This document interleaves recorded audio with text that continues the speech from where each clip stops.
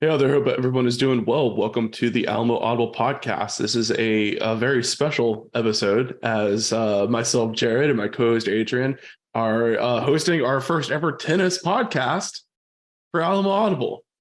We've been doing Epic. this since 2016. It's our first time to have a dedicated tennis episode. I think the extent of our coverage on the podcast for tennis in the past was like, shout out to tennis. They had a good match, something like that. But Right. we're really going into it this episode. And of course, we had to bring on a special guest to do so. That's right. That's right. We are joined by the magnificent Keegan McCain, who is women's tennis co-captain currently at UTSA. I think maybe the first time we've had a current athlete on the podcast. We've had former student athletes, Jared, but I don't know if we've ever had a current student athlete on the pod. So that's another first for us. Very, very cool for Keegan. And not only the women's tennis co-captain, but she is on the Spirit Advisory Board, which is the executive board to the Rowdy Crew. She is on the Student Athletic Advisory Committee, the SAP liaison. She is a part of the Conference USA Student Athletic Advisory Committee for Diversity and Inclusion. She is the president of One Goal, which is a sports equipment and gear charitable. They donate sports equipment to charities around San Antonio. She's a part of the Honors College, and she's a future graduate student at UTSA MBA just next season as she graduates from undergrad here in the next 20 days. So early congrats to Keegan on that. And also the daughter, Jared, of tennis freaking royalty. Are you kidding me? Patty Fendick, her mother, now Patricia McCain, but Patty Fendick during her tennis career was the number 4 tennis player in the world in 1989, won the 1991 Australian Open against Mary Jo Fernandez. She was the head coach at UT. She was the head coach of the Washington Huskies. Wow. And not only her, but her father, Scott McCain, played at Cal Berkeley. I don't think I mentioned her mom played at Stanford. Dad played at Cal Berkeley, was ranked as the nation's top player while he was in college, and also spent 7 years on the ATP tour playing professional as well. Just, wow. Jared, once upon a time. Resume, man. Just unbelievable. Once upon a time, we got to talk to former UTSA punter Lucas Dean's parents over in Australia. Mm-hmm. And he came from a long line of football players, Australian rules football, but football nevertheless, right? Where his grandfather and his father and his brother and he all played football. And we didn't know the story of Keegan's background. I mean, I think I've read it in the bio, but didn't really take it all in. And she actually started telling us about her mom's and dad's accolades on the tennis court. We were just like, whoa, what? And we're like pulling up. Yeah, I was taken aback for sure. I mean, just an incredible resume, an incredible tennis background that she comes from. Really, really knows her stuff. And don't be intimidated if you don't know anything about tennis, because we don't either. And like, this is not a X's and O's tennis. Just a little bit. Slightly. Yeah. She teased us a little bit on that, but we got a lot of really cool high level zoomed out insight on not just UTSA tennis, but sort of like the collegiate tennis landscape and the Texas tennis landscape, even on a high school level, which is really, really cool. Yeah, absolutely. I had a lot of fun doing this interview. Way different than our other guest interviews because it's always like former athletes, coaches, stuff like that. But Keegan's like active on the team, so she got a totally different perspective that she's able to bring, and it was a lot of fun. Really, really good conversation for sure. Before we cut over into that interview, though, we do want to say thank you to all of our Patreon subscribers and donors who keep us going. We failed to mention before that this is an NIL agreement with us. So we're paying Keegan to come on the podcast and promote some of the new items from our store, which will be launching super soon. Adrian, are you ready to throw a date out yet? Or should we wait? We are ready to throw a date out, son. I don't want to pressure you on the spot. Date out, son. On Monday, April 24th, the Alamo Audible fan shop will be publicly available to all.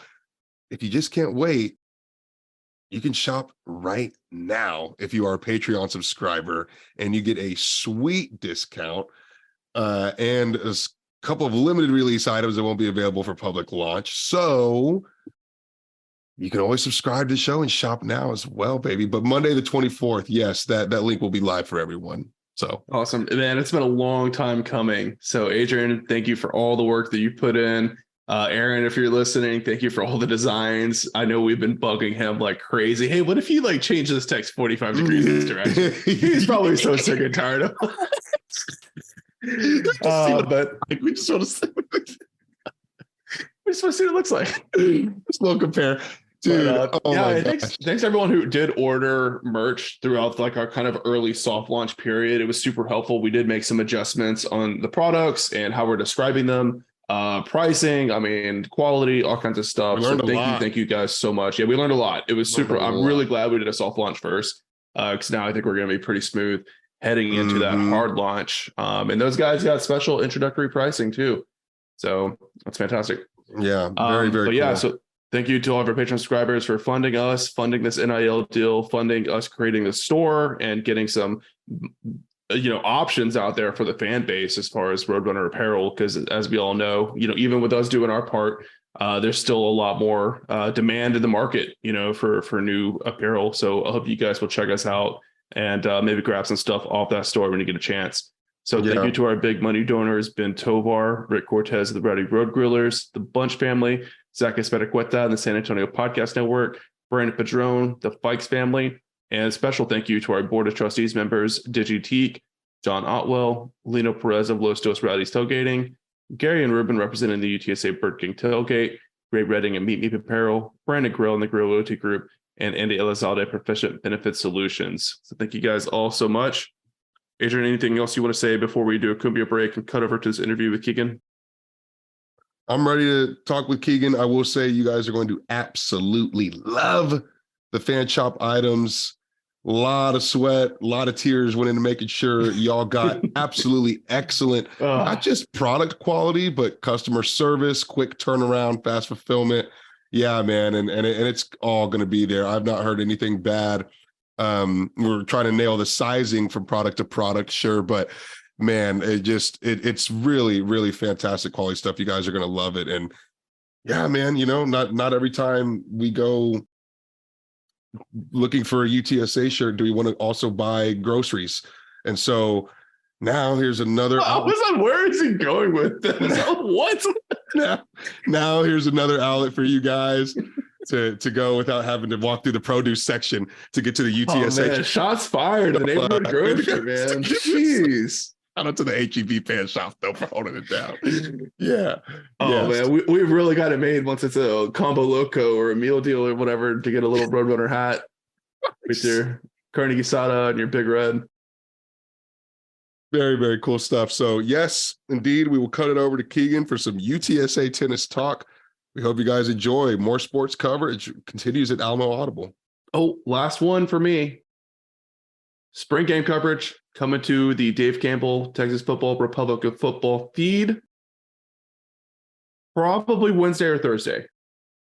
Somewhere around that time frame. We're going to record tomorrow. We'll see when we get it out. I was there in person. I made the long trek on a Friday afternoon. Took off work, go to the spring game because we got to make sure that we give you guys the coverage that you're looking for. So stay tuned for that. And it'll be on the Alamo Audible website, alamoaudible.com. We'll tweet it at Alamo Audible on pretty much all social media outlets. And if you're a Patreon subscriber, it'll show up in your app. So without further ado, let's enjoy this cumbia break, and then we'll pass it along to the interview with Keegan.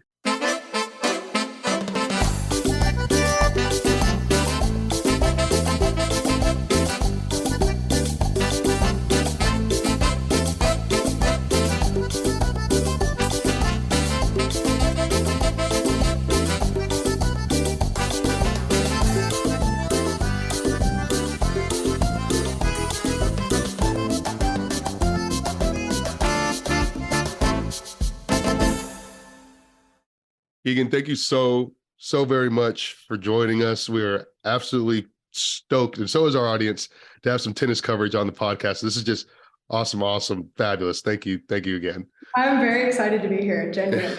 I really can't contain my excitement. I've been excited about it since we talked about it a couple weeks ago. So before we started recording, you did mention that you had wanted to jump on the the Alamo Audible podcast for a little while now. So that was very warming to the heart for me. Yeah, I told some of our listeners of the football spring game this past weekend that we were about to have our first ever tennis episode, and they were freaking out. They're like, "Oh my god, you guys are starting an empire!" I'm like, "It's not a full blown tennis podcast, but who knows what it'll grow into." Maybe you get one of the guys on here too. You never know. That's right. That's right. Oh man. So, I mean, I think we got to just start all the way back to square one. Keegan just showed us a picture on her mobile phone of her and her dad when she was an infant, quite literally, on a tennis court. I know you, Austin, Westlake, right? And so what was sort of your path with tennis and then getting to UTSA? And I know you're not just involved with tennis, you're involved with a hell of a lot at UTSA as well. So yeah, what was kind of your path and how did tennis get you to UTSA? Why UTSA? And what else do you do besides just playing tennis at UTSA? So, I mean, the path for me, I wanted to follow in both my parents' footsteps. My mother played at Stanford University back in the 80s, like quite a while ago, before technology was really hitting it off. And she ended up going professional, and she played until about 1995. She was a professional on and off from the time she was 13, 14 until way after college. And my dad kind of was the same way. He played at Cal Berkeley, so there's a little bit of a rivalry that's always been in my house. Oh, yeah. Wow. But he ended up playing on the professional tour as well. My mom was probably the better player. I will say, like, when it comes to professional tennis, she was number 4 in the world at one point in doubles, and then top 20 in singles. And then my dad on the coaching side has coached guys from all over the world. They both coached collegiate tennis. Like, when I say I've been around tennis, I've been around it since probably before I was even a thought. Like, that's just how long I've been around it. Growing up, my parents never like pushed us into any sports. I have 2 other siblings, and it was really just whatever we wanted to do. My parents knew they wanted active kids. They didn't want us at home all the time. So I was in swimming. Oh God, I played football at one point. Like, I've literally done everything. But it just, at age 12, it really stuck with me. And my mom was the head coach at UT Women's Tennis back right before I turned 13, 14. So competitive tennis was really difficult in that time because my dad was also traveling on the ATP professional tour, like on the other side of the world. Wow. So my grandma was kind of the one that took care of us for a really long time. And just being around it forever, I wanted to play, and I knew who my parents were. And I grew up on the UT Longhorn courts, also at UW Huskies. That was my 2 schools that my mom coached at when I was around. And I've loved it ever since I picked up a racket, and it really stuck with me when I turned 12. And then we started doing the competitive track, and both my parents would travel with me. I traveled every weekend. Like, there was not a time where I wasn't playing tennis. I would go every day after school. And then at some point it turned into more competitive, I would say around 14, 15 in juniors. And I spent more time on the court then. Like, I would leave school early after my classes. I didn't have a lunch period because I dropped that, so I'd be able to leave school early to go practice. And I would do that until about 8 o'clock, 9 o'clock at night, and pretty much just practice my whole life. When it comes to the recruiting process, that is very intimidating. But I had 2 parents that kind of really helped me navigate that, which is, I'm very fortunate for them. And I love my parents so much for everything that they've done for me. But my mom kind of helped me navigate that a lot. She has her own business actually, where it's placing tennis players on college scholarships. So that's a really big help. Incredible. And just the whole recruiting process, I knew what I wanted in a school. I wanted a school where I would be able to thrive, but also I'd be able to be close to home, because family is really important to me, as I've kind of stated throughout this. My family is my number one, they're my number one supporters. I didn't want to miss out on my brother and sister growing up, so I tried to stay closer to home, and it happened that it was right here, an hour and a half away, so here I am today. Awesome. Perfect. So I'm sure your recruiting process was quite a bit different than your normal tennis athlete, given, your family's background and all of that, but For our listeners that are probably more familiar with like football recruiting, what does the typical recruiting process for a tennis player look like as far as like getting discovered and taking visits and signing somewhere look like? Yeah, you said intimidating. Yeah. Let's dive into on that word right there, please. Yeah. So basically, the way that it works is you're not allowed to speak with coaches until I think now it's July 1st going into your junior year. So it was really intimidating in the sense that by that time I was only 16. I had to call coaches, like be on phone calls, right? That's the scary part. Like having to call these coaches who are trying to pick people for these scholarships, and you're just like, oh my goodness, I'm 16. This is so scary. I've never had to call before.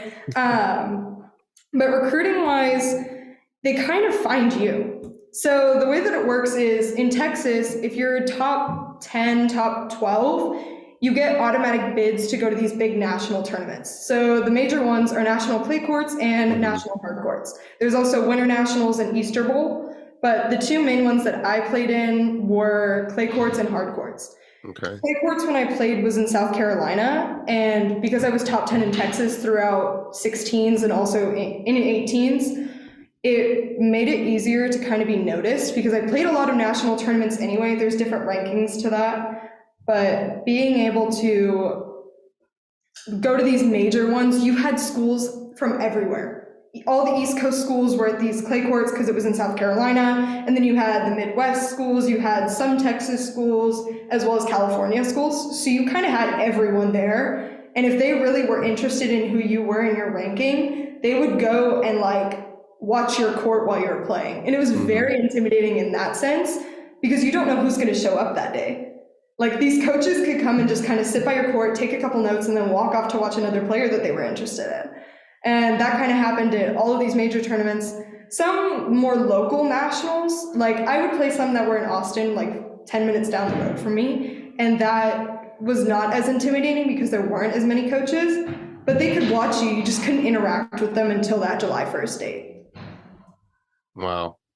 So playing in these big national tournaments then is really how you're able to get on a lot of radars. Yeah, I mean, not necessarily the huge ones, but that's the way you get on the radars of the bigger schools, the Power Fives, the Power Sixes. Right. But I mean, I know the way that some people do the tennis recruiting is they just sit and send emails to all these different schools and wait for a bite. And if you hear back from a coach, you start communicating with that coach and they go, okay, cool, like send me some video of you playing. So it's like things like that. I never did that. My whole thing was just kind of going and playing these tournaments. And because Texas section, the way that I actually met my coach was he came to one of the Texas section tournaments. So it wasn't national, but it was smaller and it was in San Antonio. And he came and watched me and I reached out to him throughout like that next couple week period. And I think that was in, I want to say early October. Me and my mom drove over to the campus, toured the campus. It was beautiful. We loved it. I was texting back and forth with him. And then at one point he was like, hey, I want you to come on an official visit. And so then I got to come on the official visit. And I had known a couple of the girls that were here at the time before I was a freshman because I played juniors with them. And one of the other girls I had known through my mom. And she was from Hawaii, Kylie Kato. So I've known some of these girls forever and ever, right? Like I've known Kylie since I was, I want to say 12, 13. So it was really cool, like being around her on my visit because I've known her for so long. And then strong bond. Yeah, like I got to be around these people that I've known forever and then getting to be on a team with her, that was amazing. Like she is basically my older sister. I still talk to her to this day. Like she's my person that I go to for everything. And then Sophie, I've known since I want to say 14s, 15 kind of age range. And we just used to play each other all the time, very competitively. And so we got to be on a team with each other for 3 years and that was amazing. Nice. Nice. So there's a lot of onus on the high school player to really reach out to these collegiate coaches if you're not getting the invites to these play-in tournaments or those top 10s and those top in the state players.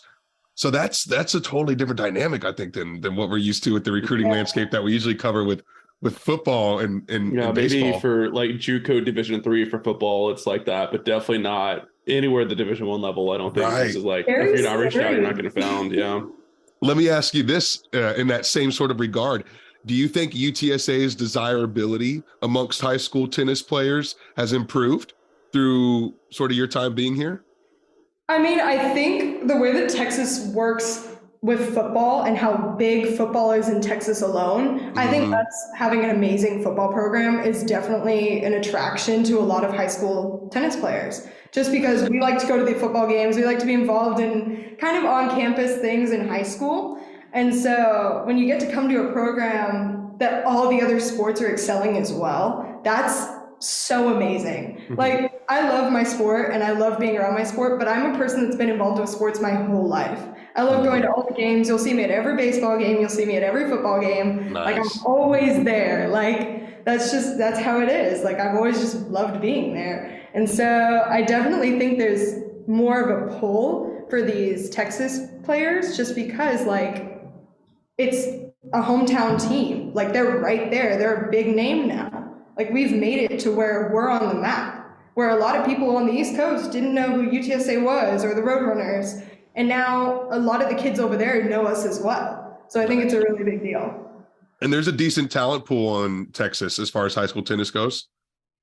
I mean, I would say when I played, it was very competitive. Like in the top 10 that were around when I was in the top 10, it was, we had a girl commit to SMU, we had a girl commit to Air Force, we had a girl go to Army. Like, we had girls going to Texas Tech, we had girls going to Florida. Yeah. Like kind of just big schools that everyone knew.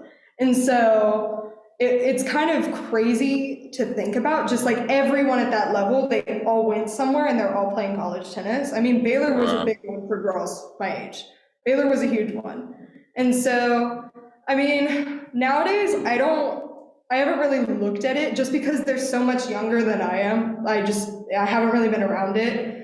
When I go back home and I train, I'm around people that are training in high school, and I'm a senior in college, graduating in like 20 days. Like I said, it's just very different. Like, they're like, oh, I'm going through the recruiting process. I'm talking to all these coaches, and I'm like, here's the advice I would give. Like, here's what I wish I knew. And so it's fun to be around, but it's definitely a different landscape than what sure. Yeah. So you mentioned, kind of recruiting the Texas players, and, football helps with that. But my understanding is like college tennis is a lot of international students, right? So can you kind of shed a little light about that aspect of it? I mean, I think in my experience, looking at the rosters for men and women's tennis at UTSA, it's usually like 50% international students or something like that, if I had to guess. It's definitely more than 50%. I would say on my team, there's 2 of us that are American, and then the other 6 are foreign. Wow. And then on the men's team, I think, if I'm not wrong, it's 2 from America, and then the rest are foreign as well. But I mean, the whole Division I landscape, you have to be competitive. And so the way that these coaches recruit, they recruit to be competitive against these schools all across the country. And so a lot of these players that are international, they compete on the ITF, which is International Tennis Federation. And so it's a different way that they compete as compared to the US, which is Universal Tennis Rating. It's just a very different system. And so USTA is also its own system, but kids in the USTA can compete in ITFs. It's just stricter rules. And so ranking wise, when you're looking at these internationals, and you're seeing, oh, they're top 400 in the world. Oh, they're top 600 in the world. Like, that's really big because a lot of Americans don't compete on ITFs. So it's just a different recruiting system, but it's all recruited to be competitive against all these other schools. Right. That's the benefit of being in that international sport, is that the pool is so much bigger. Yeah. Our coaches to be able to utilize. People from Spain, you get to compete against people from Italy, like they're all over the world. And it's really cool. Like, I get to meet all these people coming into my team and my program where I would have never met them before. Like, I have a girl from Spain. There's 2 girls from Spain, actually. One from Bulgaria, one Australian. Like, we have people from everywhere, and it's just really cool. Yeah, because of how Go ahead, Adrian. Because of how multicultural UTSA is, it's probably a benefit for a lot of those That's international exactly prospects. what I was going to say. When I was in school, I met a lot of like Australian track and basketball players at UTSA, and they all said that they picked UTSA because San Antonio was like this big, vibrant city. And they're like, my other offers are like these tiny, like podunk college towns. Like, what am I going to do in Statesboro, Georgia? You know what I mean? Right. Yeah. I think like San Antonio being the city it is, I think helps us there for sure. No, for sure. There's so many different attractions. A lot of people like to go to these bigger cities. And when you get offers from college towns, like, you know what I mean? How Sam Houston is kind of like a college town. For sure. It's not really what you expect. Like, there's not much to go do. Like, I guess it's just really cool that we have a huge city to be able to explore, and there's just so much going on all the time. So I love San Antonio. I could talk about it forever. Oh man, you're made for this podcast, Keegan. I tell you what, you're made to be a guest on this podcast. That is awesome. Yeah, and that's true because it not only that, but it's your first time in America, in the USA. It's like you're expecting the skyscrapers and the bright lights and all the fun stuff, and you pull up to Huntsville, dude, and there's like a barn house and a prison, and you're like, what the hell is going on? It's very different. Like, I had only been to Sam Houston, I want to say, like, I've only been once now, maybe twice, and it's just not what I expected. But I'm used to driving like I-35, where like you go through spurts where it's like Kyle, San Marcos, and then the rest of it is just like flat. And then I've made the drives to Abilene, I've made the drives to Lubbock, like everything is just flat. And so it's just, I guess I'm used to that, but when people come in, they're not really used to that from international standing, because everything is happening over there in their big cities. So 100%. Yeah. So then, I mean, so you got to UTSA 2019, right? Yes, fall of 2019. Okay, cool. So I guess over your time here, you mentioned you're going to graduate in 20 days, right? So over your 4 years at UTSA, the tennis specifically, what are some of the biggest changes or some of the biggest advancements maybe that you've seen the program make? I mean, honestly, talking about both men's and women's tennis, the men's team being ranked, that's a very big deal, especially since we're going into the American Conference. It's going to be a big power conference. Since I just got back from that, I know what we're going up against. And these are people that are very competitive. And so I think seeing from both programs how we can compete on that level, how my team this year is 13-9, which we almost beat Rice. We were 3-4 with Rice. But getting to that level, even where in the past we've had blowouts against Rice, and now being able to compete with them, knowing that we're going into the American and it's getting closer and closer each time, that's a big deal, I think. Definitely just the men's program, how they're ranked and how well they've been doing amazing. These are all very hardworking individuals on both teams, and I stand behind that. We work very hard on the court, off the court, in the classroom, and I think that's just one of the major things, is being able to compete with these schools that have historically just been destroying us, if I'm being frank. What has been... Adrian, if you could, I want to jump off that real quick. So going into the AAC, are there any programs that are like, whoa, like this is a whole new level of competition in the AAC? You know, you mentioned SMU earlier. I imagine they have a pretty strong program, but any other of those schools that are really going to stand out, kind of be like the benchmark, if you will? Yeah. Benchmark, not so much, but more us building up to that level and being able to compete with them regularly. I think SMU is definitely one of the stronger programs, just because we've played them in the past. We know how they compete now. I will say I know Tulsa again. Tulsa's a big one as well, and they're staying with us, and they're pretty strong on their women's side, and as well as their men's side, I believe. But their women's side is very strong. That's all I can really think about is being kind of powerhouses, because Central Florida is leaving. But how about the tougher opponents that we've had? So like in Conference USA, you mentioned Rice. They were one of the tougher ones. How about some of the guys that are moving up to the AC with us that have been tough in CUSA? Rice has been very tough. Last year, before Old Dominion left, they were the biggest competitor in Conference USA, which is not something that you think. But the women's program and the men's program were both ranked within the top 30, and they were both competing in Conference USA. And Old Dominion actually beat Rice 4-0 in our championship final last year. Well, Like it was like unheard of, right? Yeah, it was just a bloodbath. I guess the ones moving with us, Rice is still going to be very competitive. Charlotte has been very competitive as well. Okay. But those are really, I'm trying to think other schools in Conference USA that have been really competitive that we've played with a lot. And it's really been those two that I've seen at conference, but we play Rice all the time. So. So then what's been the recipe for this season's magic? What's gone on? Because last season was, I mean, for lack of a better word, it was rough, right? And then this year we've really turned the corner and just you guys are hot.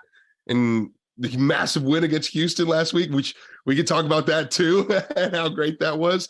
But what's been the recipe for the magic this year? I will say last year we had a lot of injuries, and that was kind of our Achilles heel, if you will. This year, there's not as many injuries, so that's great. Our trainer has really been doing a lot for us. Like, she's been amazing. We're able to go in there during her hours, and she'll work with us and give us a program to help us get ready for the next matches. She's been really helpful with me this year, kind of combating my injury that I've had since last year. So I haven't been able to be on the court, but it's okay because I'm working on it. I'm getting back out there. I actually have been hitting for the past couple of weeks, so it's very exciting stuff. But I will say, like, attributing it to the girls' physical toughness, mental toughness, their heart, they leave it all out on the court. And then also just our training staff and how amazing they are for us. Who's that trainer that you're talking about that makes the individual plans? She's Justine Humphrey. She's new this year, but she's been just absolutely amazing. So. Nice. Very cool. So most of our listeners probably have not been to a UTSA tennis match, unfortunately. Most of them are football diehards. So if someone's listening to this and like, man, I really need to support these ladies, like, this is awesome, what should they expect when they go to their first match on campus? Some of the girls are really loud. Cool.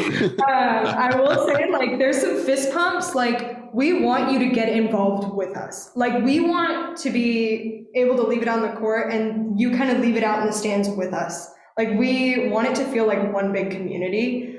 And I think that's a really big thing that we had in the past before COVID. We used to have more people kind of come out and know that there was a tennis team. Still get that all the time. We have a tennis team. And you just kind of sit there and you're like, the courts are right next to the dorm. We're kind of right in the middle of campus. Smack dab. But I mean, I will say, just, we want people to be as involved with the sport as we are. Because we give our heart and soul, we leave it out there. But we want the people to kind of have our back as well. Like, we just want everyone to love what we're doing. So what you're saying is you want a whole bunch of bad birds out there in the stands, getting loud, getting rowdy. They might get thrown out. Yeah, the etiquette in tennis is a little different, I think. Yeah, you have rules there. I will say, when I was injured and sitting out last year, I was sitting at one of the women's matches because I was watching my team. The men's team had come out and one of the girls had hit a ball and she shanked it, if you don't know what shanking is, you hit a ball with the frame of your racket and it goes, like, not anywhere near you. Like, it is gone out of the facility, like, nowhere near the court. And one of the previous alumni had screamed out, "Shank you very much," which, it's not really like a bad thing. Like, we're used to hearing it, but it's like, tennis is not a heckling sport. And so, like, you can make comments here and there, you can be supportive, but they actually changed the rule starting in, I think it was August of this past year, where if you kind of say anything directed at any player or you mention anything that the player doesn't like and they take it to their coach, you could get ejected. Oh man. I'm sitting there with the men's team and we're just like having a great time. Like, we're not necessarily being quiet because college tennis is not quiet. It's not a quiet environment. It's not like the professionals. Okay. And after he said the "thank you very much," the girl had talked to her coach and he went to the ref and the ref came over to us, sitting in our group of like 7 or 8, right? And she had come up to us and was like, "If you say anything again, like, you're all going to be kicked out." And so we were like, okay, after that, we kind of just chilled out a little bit. Like, we were like, oh, Okay. So, but I mean, we want people to be respectful. We want people to be involved in the game, but not necessarily. Yeah, what I'm hearing is Taco Joe wouldn't make it through a set of collegiate tennis. We need the behaved birds is what we Yes. need. As much as I love when people heckle at football, we just can't have that at tennis. Yeah. It's just not how the environment is. You say you go to every single UTSA game, so Keegan, are you in the bird bath, like throwing some haymakers out there? No. I don't say anything bad. I just sit like where I am right now in the previous games this past fall, I was on the wall. Like I was right there in the student section, right on that wall the whole time. So it's super fun because everyone there is so involved. And it's like, I love that environment. That's how I've always been. I'm very involved with everything that I do, clearly with everything that I'm involved with. But I love being involved in sports, and it's a different environment. It's a different animal, if you will. I don't like to heckle, but I like to kind of just sit there and like see it going on. Like it's take it all in. Fun. Yeah. When it's not disrespectful, it makes it fun. So. That's awesome. So on that same note, then, how would you say UTSA's facilities, tennis facilities, compare with our peers and conference mates? I would say they're pretty good. I mean, we have bleachers and we have stands, and our facility, we actually just kind of got a makeover.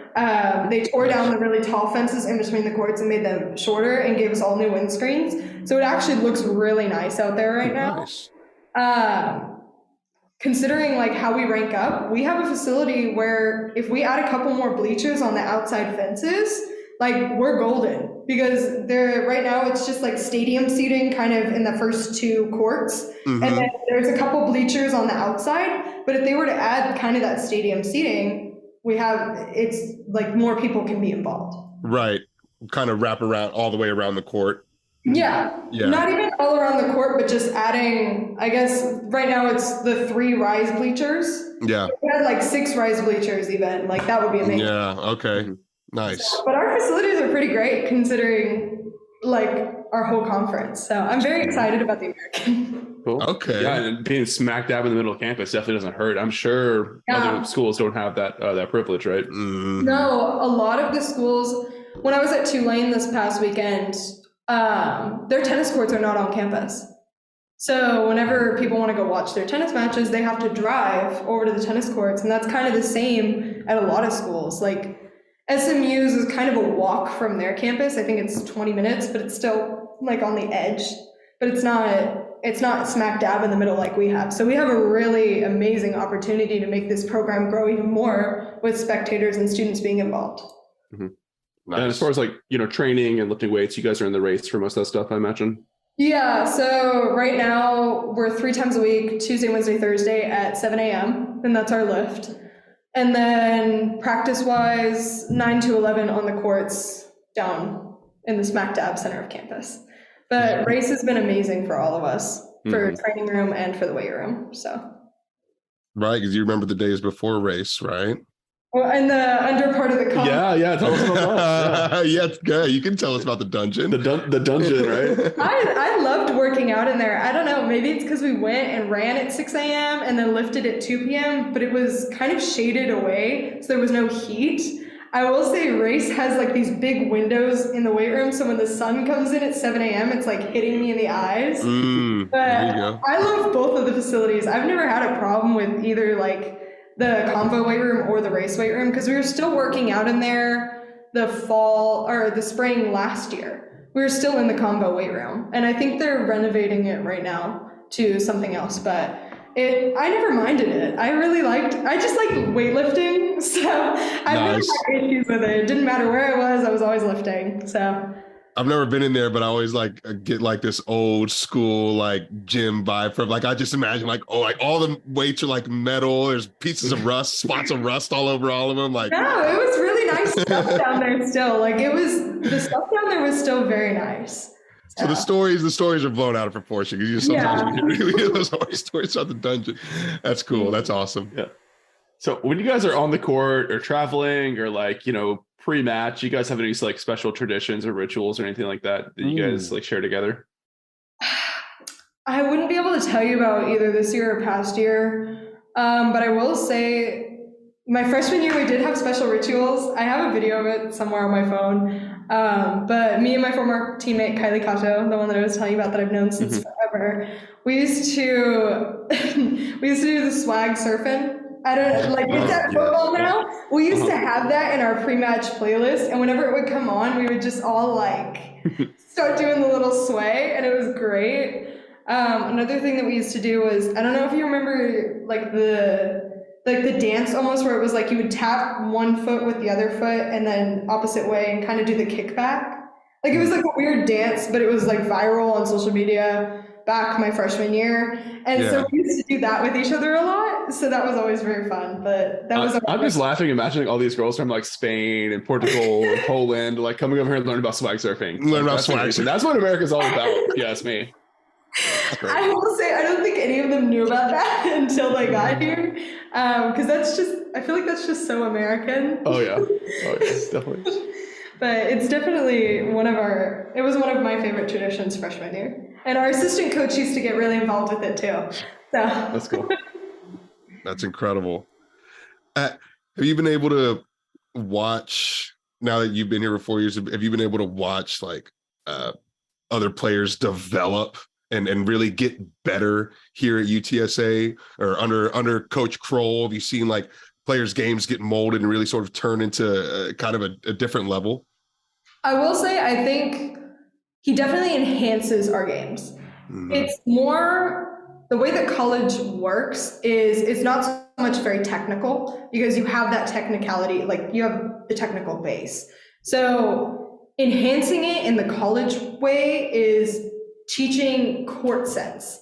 And that's how are you going to compete against these girls? Where are you going to hit these shots? Like what makes the most sense court-wise? Because in juniors, you don't have a coach on your court. That's not a thing. You have your coach before or after the match, never in between. Huh. And so being able to have your coach come on the court and he's like, hey, make sure like you're still doing this. Like for me, what he used to tell me was have a 3-1 pattern. So my patterns in tennis were 3 forehands cross court and then 1 down the line. And it always like worked for me because then I can move forward and just start going, right? Okay. But it's more enhancing a game so people have that court sense. Because it's very different than juniors. In juniors, you're kind of just hitting the ball, like trying to make sure it goes in. College, you're actually trying to develop the point and move forward.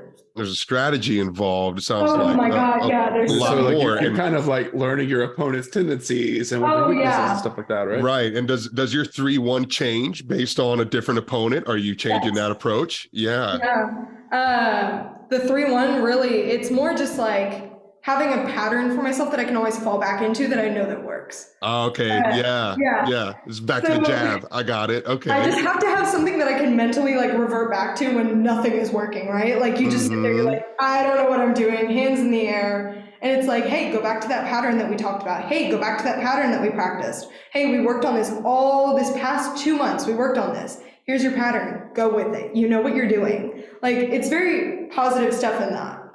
Incredible. So yeah, and what you're saying, a lot of the technicalities, technique wise, really that's all sewed up by the time you get to the collegiate level is what it kind of what you're saying, which is very different because I think, we talk about football all the time. There's so many like little things that guys are improving. It's all technique, right? And then you have game plan. Competing against these guys who are much bigger and faster than you.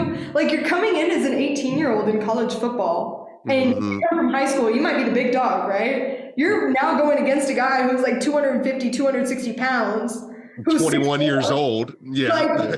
Like you have to develop technically in that sense, I feel like. Mm-hmm. So I feel like your college career is like really interesting because you came in 2019 pre-NIL. Now you're graduating. NIL is just like kind of standard operating procedure. Oh yeah. So this is an NIL deal. We're paying you for your time, of course. And I know you had to deal with Runners Rising as well. So kind of what's been your experience watching NIL kind of come to fruition? And I guess where do you see the space going in the future? I mean, we just talked about this a lot at the conference that I just got back from at Tulane. But I mean, I love NIL for student athletes. we work so hard, and my mom used to tell me all the time, she's like, don't worry about working, like, don't worry about this stuff, like, you have to focus. Your job right now is a full-time student, full-time athlete. You don't have time to keep adding more to your plate. And so hearing that kind of growing up was just like, okay, like, I understand, like, I can't spread myself too thin, because these are my top priorities, right? Like, I want to get good grades, I want to be a good athlete, like, I want to be able to do all of these things. If other things happen around them, they happen, right? But NIL is great just because, I mean, I was going to come on this anyway. Like, I was not expecting anything. I was just excited to be here.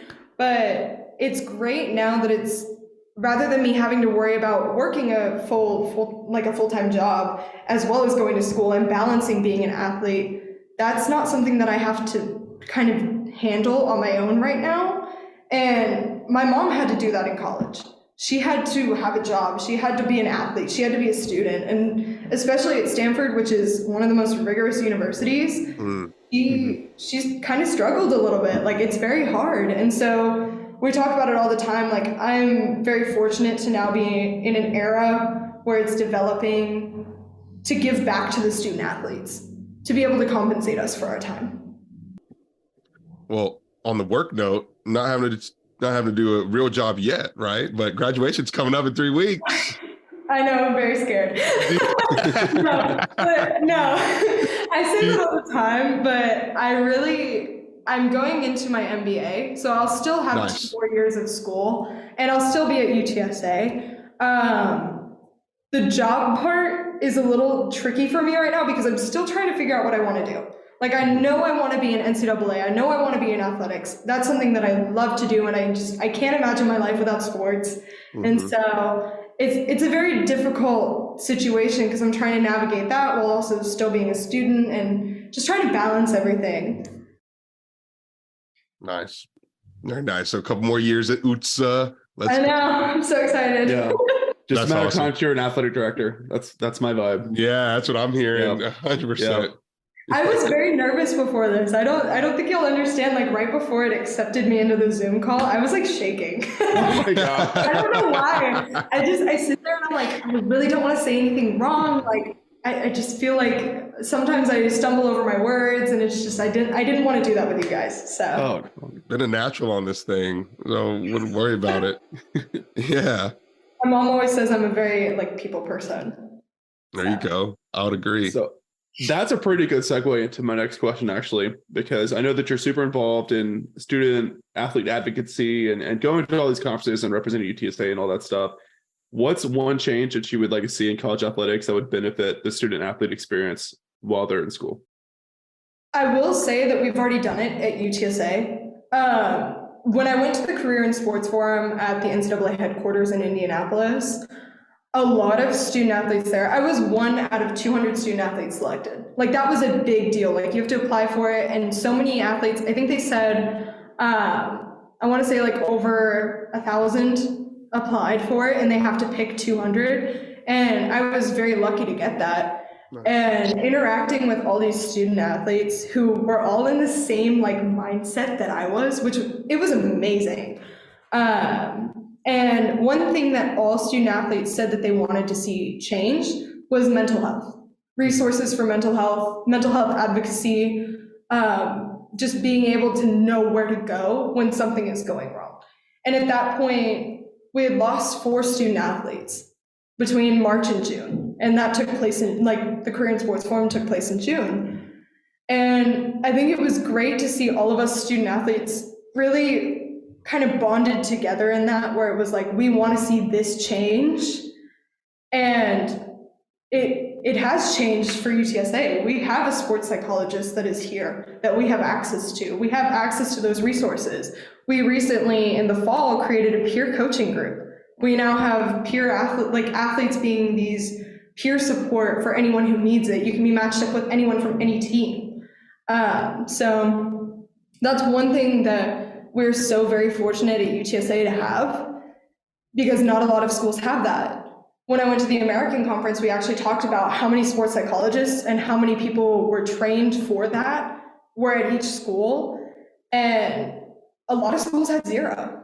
And so us going into the American, having one right now, possibly more in the future, is amazing, because you look at all these schools that are begging, like these student athletes are begging for a sports psychologist, for someone for them to talk to, and they don't have access to it.